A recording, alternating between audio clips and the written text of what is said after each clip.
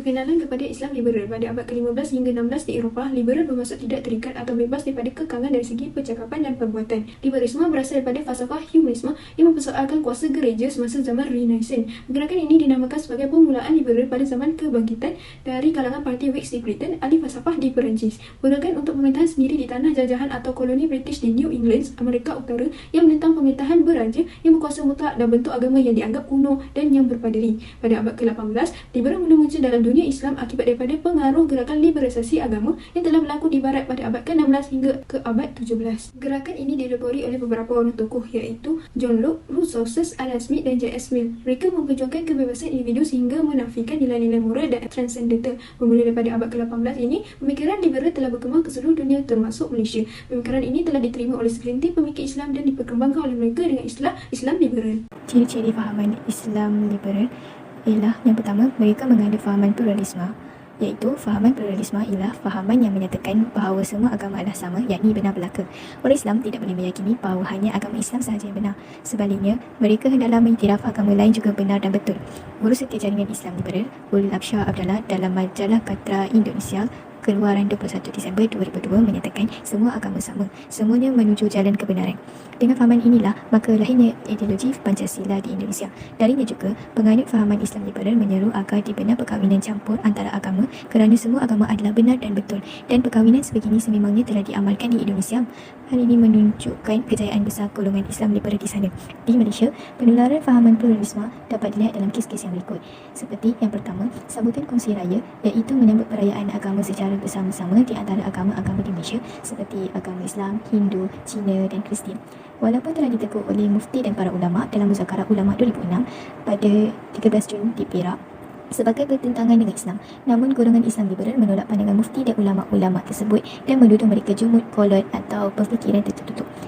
Dan yang kedua, kerana terpengaruh dengan fahaman pluralisme inilah, maka beberapa menteri Muslim dan sebuah NGO Muslim iaitu Sisters in Islam telah turut menyokong penubuhan Interfaith Council IFC atau Majlis atau Suruhanjaya Antara Agama-Agama. Suruhanjaya Antara Agama ini dicadangkan oleh MCC BCHS atau Majlis Kristian Buddha Hindu dan Sikh Malaysia melalui memorandum yang telah dihantar ke Majlis Perkuam pada 21 Ogos 2001. Mendesak agar diberikan hak kebebasan murtad untuk menganut agama Islam di Malaysia.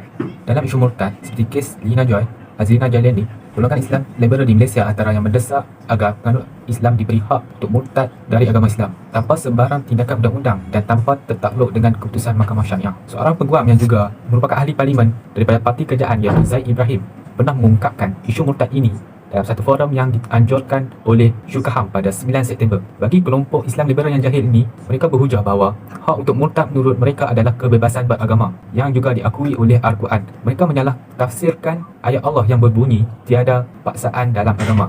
Al-Baqarah ayat 256. Menurut tafsiran ulama tafsir yang mutabak, ayat di atas hanya terpakai bagi orang bukan Islam, yakni mereka tidak harus dipaksa untuk menganut Islam kecuali dengan kerelaan sendiri. Adapun bagi penganut Islam, maka mereka wajib beramal dengan segala tuntutan Islam termasuk tuntutan memelihara akidah dan iman. Dalam kes murtad, orang Islam yang keluar daripada agama akan dikenakan hukuman yang berat di akhirat dan di dunia. Hukuman di akhirat ia akan dihumbankan oleh Allah dalam neraka untuk selama-lamanya.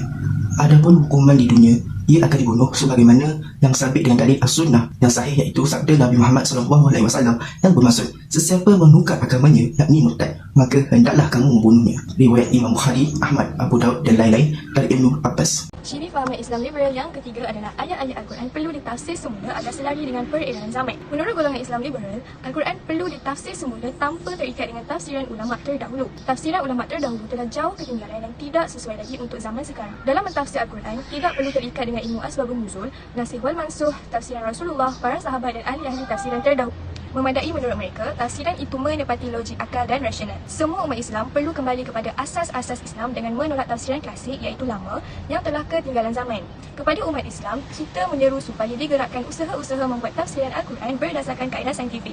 Kata-kata dari Kasim Ahmad pada 12 Oktober tahun 2000 di New Street. Jelasnya, golongan Islam liberal mengajak umat Islam kepada penafsiran ayat-ayat Al-Quran berdasarkan ilmu akal semata-mata. Kerana itu, mereka awal-awal lagi telah menolak hadis Nabi yang bermaksud sesiapa yang mentafsir Al-Quran dengan akal fikirannya semata-mata, maka sediakanlah tempat duduknya dari api neraka. Dengan mendakwa hadis tersebut bercanggah dengan Al-Quran yang menyuruh manusia supaya berfikir, merenung dan menggunakan akal.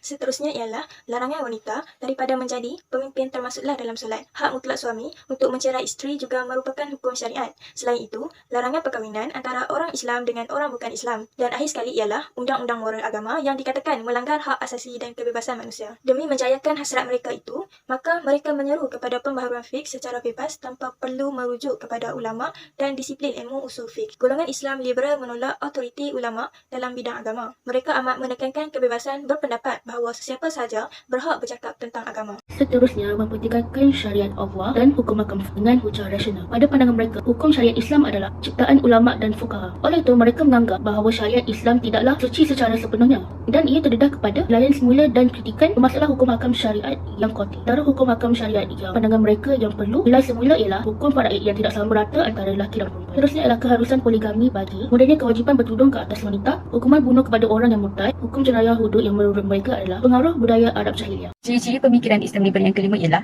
menolak penguatkuasaan undang-undang moral agama. Golongan Islam liberal menentang penguatkuasaan undang-undang moral berteraskan agama kerana menurut mereka undang-undang tersebut melanggar kebebasan dan hak asasi manusia. Sebagai contohnya, tindakan pihak berkuasa tempatan dan Jabatan Agama Islam Wilayah Persekutuan suatu ketika dahulu menahan para pengunjung Islam di pusat-pusat hiburan telah mendapat bahasan keras dari Sisters in Islam dan NGO yang lain. Mereka telah mengemukakan memorandum kepada pihak kerajaan supaya tidak menggunakan pendekatan undang-undang untuk mengawasi akhlak rakyat kerana tindakan itu dianggap bercanggah dengan hak asasi manusia.